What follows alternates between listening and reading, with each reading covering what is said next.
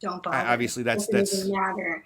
It truly doesn't matter at all, because this movie has kind of rendered my career null and void in all, areas of the entertainment industry. So yeah, so I'm just like, it doesn't even matter. I don't even care.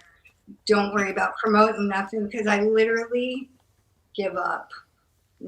Rob had me set up a live stream, like Periscope, and he's like, just broadcast as much of your daily life as you can. So basically, he took all of my life and all of my personality, but he cut out my message, which is a message of love and unity and positive things, and that got left out. He kept saying, this isn't political, like this isn't this movie doesn't have a message. And I was like, well, that can't be real.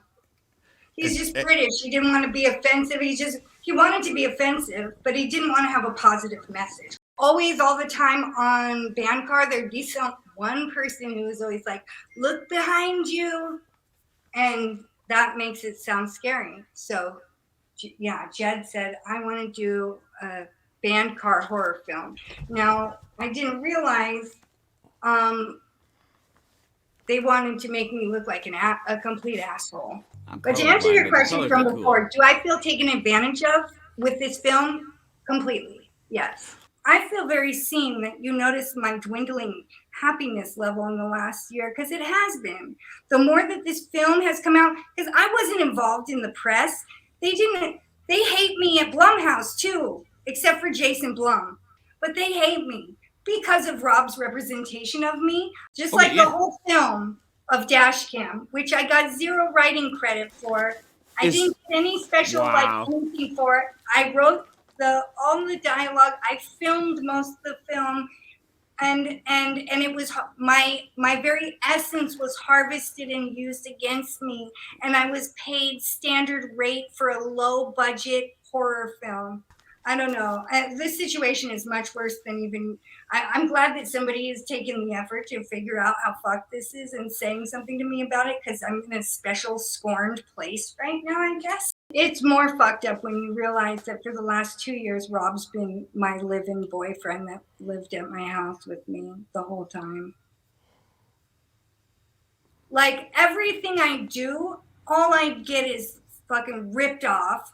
I'm the creative, so these harvesters, these vampires stand around me, and they suck, and they suck, and then they get all the good shit and the money and the career accolades, and I'm left in the gutter with 7,000 British pounds to dry the blood off my open leaking wound. I feel very seen that you notice my dwindling happiness level in the last year, because it has been. DASHCAM was such an amazing, it was the best experience of my life for 3 months to make it. And it was like the peak moment of my life. I felt so like seen and like, validated that all my life's work has finally had some culmination.